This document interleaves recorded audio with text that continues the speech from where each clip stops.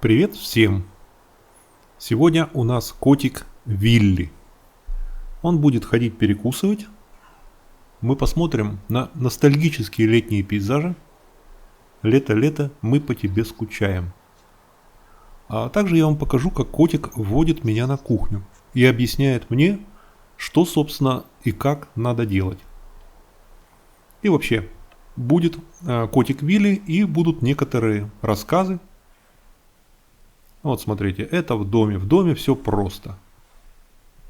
Когда захотел, снялся с места и, виляя бедрами, направился к своей столовой, чтобы закинуться горошками. На природе там вообще все просто. Котик имеет свободный доступ на улицу, а на улице подписчики моего канала прекрасно знают, на улице есть мыши. У нас рядом поле, кукурузное и пшеничное. Соответственно, мышей видимо-невидимо. Кот. Так что у котика проблемы с питанием на озере, на даче нету. Другое дело в квартире в Вене. Вот видите, вот у него боевая позиция. Он ее занимает каждый раз, когда я прохожу мимо. Что хочет Вилечка? Клубнику хочешь, нет? Вот стоит мне пройти мимо кухни по коридору, котик тут как тут. Ну, иногда я подхожу к нему. Чаще игнорирую, потому что если каждый раз ему давать Ну что хочет Вилечка? то, что он требует, он и так у нас имеет лишний вес. И так сидит на специальном корме. Вот смотрите, это он пришел за мной, за дверью Он пришел и долбит в дверь. Вот. Вот смотрите, это я при включенном свете. В коридоре стоит вот эта кровать старая. Мы купили новую кровать, а старую, соответственно, надо куда-то деть. И вот это в городе, в большом городе Вена, это огромная проблема. То есть сами мы ее деть не можем никуда. Так просто вынести, где-то оставить невозможно. Соответственно, мы должны вызвать фирму, которая кровать заберет. К сожалению, та, которая доставляла новую кровать, услуги по вывозу старой не оказывала. Ну вот, это моя проблема, которую в течение нескольких дней я, конечно, решу. Итак, котик направляется на кухню.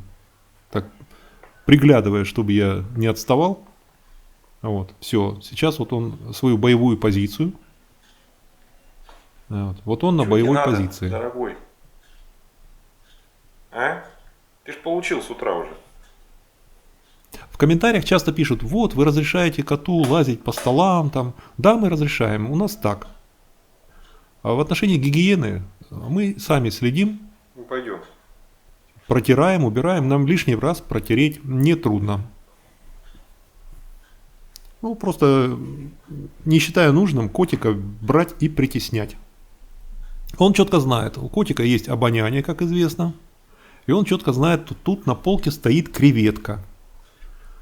Она из морозильника, стоит, размораживается. Вот. А он караулит. Что хочет котик? Что моя лапочка хочет? Вот, караулит, чтобы она никуда не убежала. Вот эту креветку я режу обычно на 4 части, если побольше, на 5 частей. Это огромные такие креветки патагонские. Вот в супермаркетах продаются. Они сырые, ну, естественно, без кожуры. Вот. И котик очень их любит. Ну, вот одной креветки ему хватает там на 4-5 раз дать, понемножку.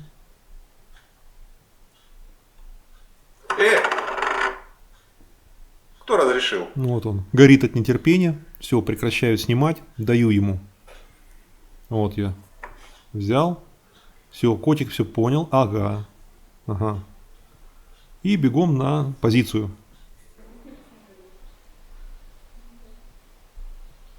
Дома, конечно, с этим все просто. Если его начинаем каким-то образом ограничивать в еде, он добирает мышами. То есть он сам регулирует, если у него пищи хватает, если он чувствует себя сытым, он мышь ловит, но не ест. И тогда мышь достается сорокам. У нас 2 сороки живут. Если они часто воруют сами у котика Вилли, а если он не съедает, то Ирина просто кладет ее на дорожку, и сороки быстренько подбирают. Так что... А иногда сороки котика троллят. Все никак не могу заснять. Как-нибудь засниму, очень интересно. То есть они просто над ним прикалываются. Говорят, какой кот толстый, полюбуйтесь. Но они рискуют, потому что этот толстый кот умеет очень хорошо прыгать. На канале есть ролик, мастер-класс по ловле мышей. Как котик Вилли ловит мышей. Там же есть, как он легко может прыгнуть. Ну, пока у них с сороками такая позиционная борьба. То есть котик на даче регулировке веса не поддается. Мы поэтому пытаемся сейчас, пока он в квартире. Ну, нам понемножку удается. Купили специальный корм со сниженным содержанием калорий. Вот. Это Royal Canin. И пытаемся ему давать. Даем четко, как положено, по риске. Вот что интересно, в инструкции на сам корм все это предусмотрено для котов до 6 килограмм. То есть максимальный вес кота, о котором знают вот производители, это 6 килограмм. А у нас котик 13. В худом состоянии, то есть вот целевой вес, это где-то 11,5. Тогда он в хорошей форме. Сейчас у него доходило 13,5, сейчас 13, но 13 это все равно много. Котик у нас ужасный позер. Вот он не может так просто. Ему надо на возвышенность забраться, наблюдать на фоне цветов обязательно, чтобы быть таким элегантным. У Ирины он еду просто вымогает. Сначала он использует все свое обаяние, а если не помогает, тогда уже применяет когти. То есть вот он ложится рядом с ней на кухне, она сидит на кухне, там читает что-нибудь или там iPad смотрит. А вот он лежит рядом, лежит, а потом раз вот лапкой так положит лапку ей на ногу и коготки выпустит и коготком. Ты чего, ты сидишь, не понимаешь.